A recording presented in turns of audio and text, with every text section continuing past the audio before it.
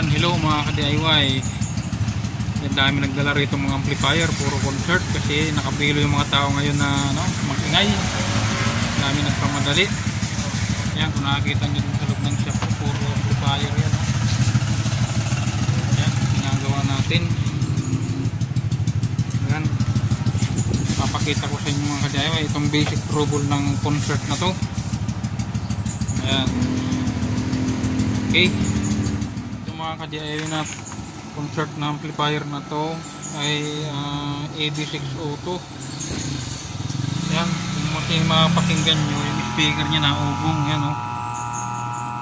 Yan, tapos pag ginagalaw ko rito sa volume nya, yan, wala, bigla siyang tatahimik. Yan mga karamihan sira ng mga concert, saka yan mga bass na yan, mga control na yan, tone control, bass, mid, treble, balance, at saka itong volume. Yan karamihan sira mga ka-DIY ng mga concert na yan. Saka ito mga ka-DIY, ang concert na amplifier na to, sa kabila normal ang tunog, sa kabila naman ng kabilang channel, yung left channel nya mahina. Yan, titignan natin kung anong sira niya mga ka-DIY. Okay, yan mga ka-DIY, binuksan ko na. Yan yung loob ng amplifier na concert na to. Yan, ito yung filter capacitor. Yan, 50 volts by 10,000 microfarad. Yan, saka ito yung heatsink nya. Yan, heatsink, saka yung mga transistor, bali 8 ito. Yan, 8.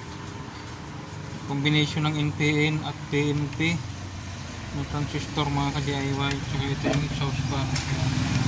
Exhaust fan na yan, kailangan laging umaandar yan kasi para mailabas niya yung yung init. Yan, importante rin yan mga ka-DIY. Saka ito transformer. Yan, saka ito yung main volume control. Ayan, dyan lang tayo magpupokus mga ka-DIY kasi ito lang yung trouble niya. Ayan. Ayan mga ka-DIY. Ayan mga ka-DIY, pinuksan ko na ito. Dito tayo magpupokus sa main volume kasi ang tira nito yung medyo na ugong-ugong lang naman, tapos pag ginagalaw na wala yung ugong, tsaka sa garat kabilang channel hinang tunog. Yan, dito tayo focus mga ka-DIY. Yan, kayang-kaya nyo na yan kung kayo may mga amplifier. Yan, kaya nyo nang gawin yan. Bili lang kayo ng volume control na ganyan. Yan, tsaka kailangan nyo lang panghinang. Yan, soldering iron, tsaka solder bolt. Yan, solder bolt, tsaka screwdriver. Yan, ayos na. Ayos ng buto-buto nyo mga ka-DIY. Kung wala naman kayong knowledge sa basic electronics, huwag nyo na itong pakialaman ito. Kailangan nyo talaga, kailangan nyo na talaga ng professional technician pag dito ng trouble mga ka-DIY. Yan, pag mga sagarat lang ang tunog, medyo maingay lang, dito lang kayo. Ayan, volume lang yan. Saka pagka ayaw tumunog yung mic, yan, focus lang kayo rito sa volume control ng microphone. Yan, yung mga walang echo. Yan, yan lang kayo focus mga ka-DIY. Kayang-kaya nyo nang gawin yan. Okay, papalit na tayo ng volume control. Yan mga ka-DIY, tuturo ko naman sa inyo kung paano tanggalin itong volume control na to. Okay, unang-una nyo tatanggalin dyan mga ka-DIY itong knob. Yan, knob na yan. Yan lang. Saka itong nut na yan, yung nut. Yan, muna yung tatanggalin. Kahit flies. Yan, flies. Kaya yun ang tanggalin yan. Yan, madali lang naman yan. Okay.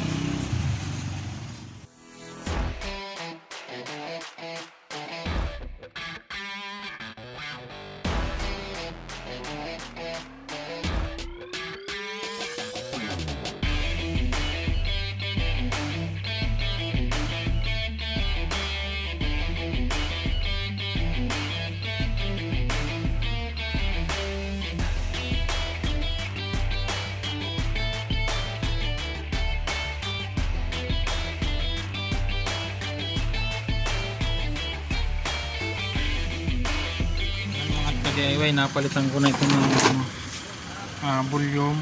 Ayan. Ayan, kung nakakita nyo, ito yung sira niya. Gas-gas na mga ka-DIY yung carbon niya. Okay, titesting natin kung okay na ba yung sounds niya. Ayan. Okay. Ayan, okay na mga ka-DIY. Ayan. Huwag natin patagalin kasi baka makapiright tayo. Yan ang mga ka-DIY. Pagka sagarat ang volume, palitan nyo lang yan. Walang pag-alinlangan, talaga niya lang ang sira. Ayan. Saka pagka yung sa microphone nyo ayaw tumunog, buo naman yung microphone nyo, ayaw pa rin tumunog yung mic, ayan, palitan nyo na kagad yan, dalawa na yan, huwag na mag-atubalin, talagang sirain talaga yan sa mga katulad nitong concert ng ka-DIY. Okay, thank you very much.